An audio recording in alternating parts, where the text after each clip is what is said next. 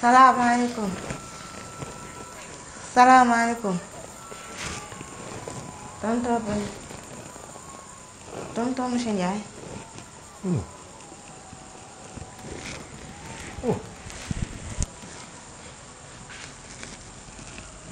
lu tax may nelaw nga may yee. tonton monsieur Ndiaye dama laa soxla woon. à propos de quoi. dama bëggoon nga bindal ma plainte. yow boo bëggee ma bindal la plainte da ngay ñëw sama kër naan ma bindal ma plainte. yow da ngaa xamul sama cabinet en face police. tonton monsieur Ndiaye dama ko soxla cas bi dafa urgent. comment. jour dimanche la nekk. jour dimanche kenn du ci bind plainte ni rien du tout dañuy reposer. dag ma yàqal. soyez sérieux. oh dis donc. tonton monsieur Ndiaye dimbale ma rek ngir yàlla.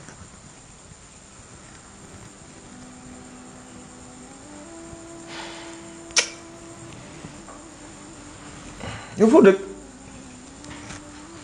man cité ouvrière laa dëkk. Bassirou toogal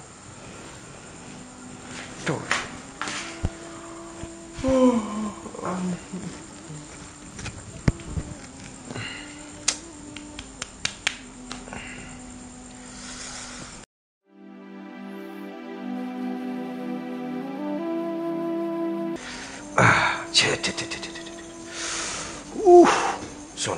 sonn na fatigué. Oh.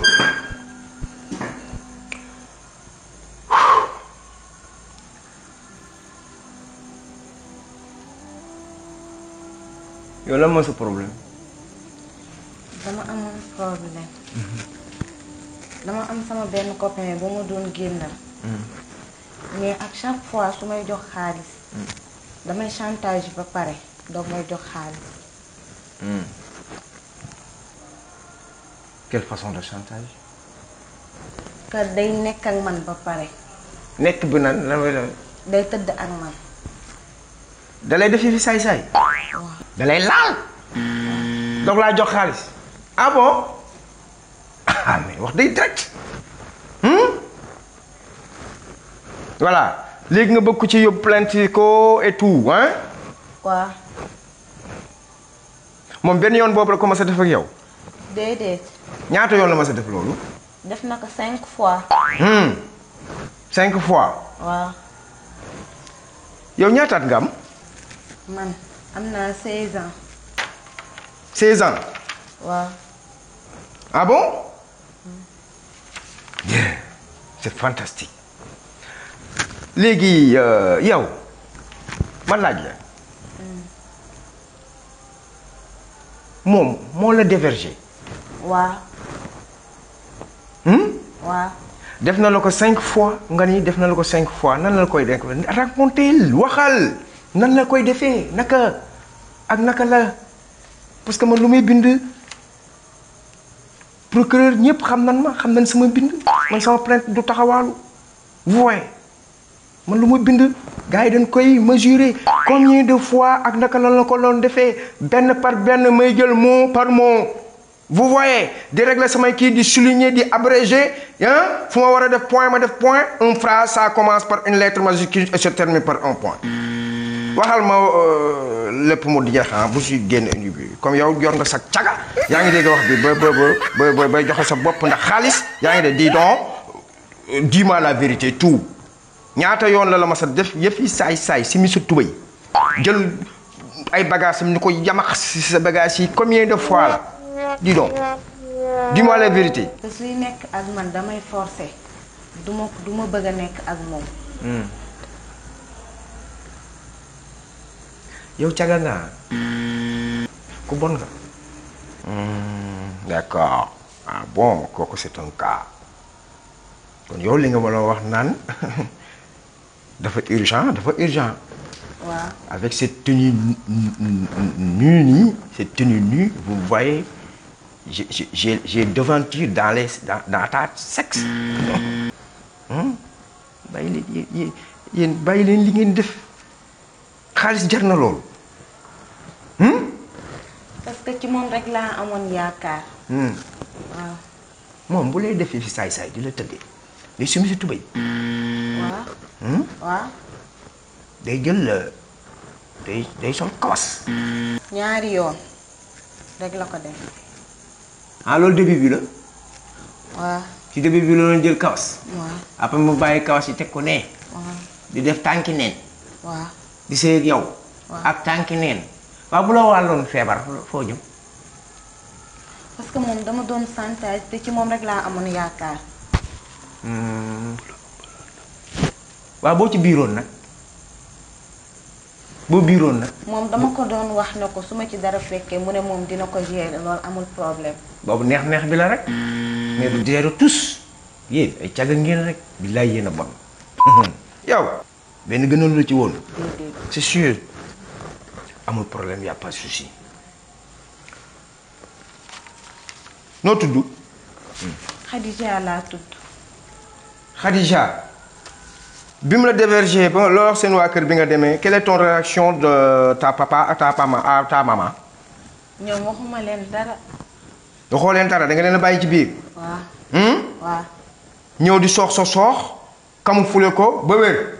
waaw. dem di continuer rek mu lay def fi saay-saay di la may xaalis. waaw. loolu mooy sa bagage. exception. waaw boo ci jëlee woon biir lay wax. parce que moom dafa ne ma lu la ci mën di fekk dinaa ko gérer. bu la wàllee feebar dina ko gérer. déedéet. bu sida woon nag yore 0 position 1 nag. du ko gérer. bu gérer du ko gérer. non.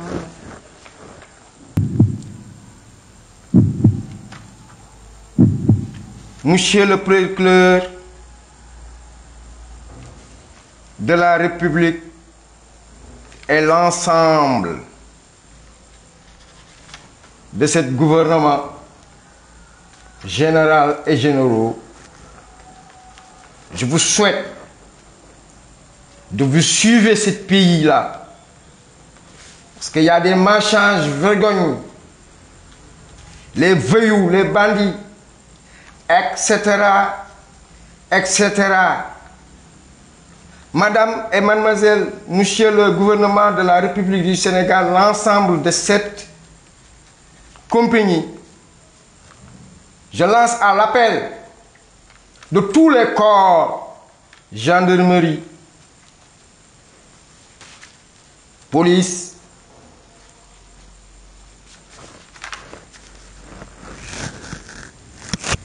sapeurs, toutes les forces de l'ordre, les douaniers, les officiers, les corps, tous les corps de la République du Sénégal et l'ensemble de ces forces de l'ordre. C'est moi, monsieur Alioune Badara Ndiaye, qui vous a écrit cette lettre. Article 374 Code pénal 2. tëj na waa ji 18 ans avec travaux forcés. boo ko yóbbooloo procureur waa ji dinañ ko tëj ba damm ci caabi ji ba dootul defati lu mel nii. yow mii dañ laa war a ñuus ba nga day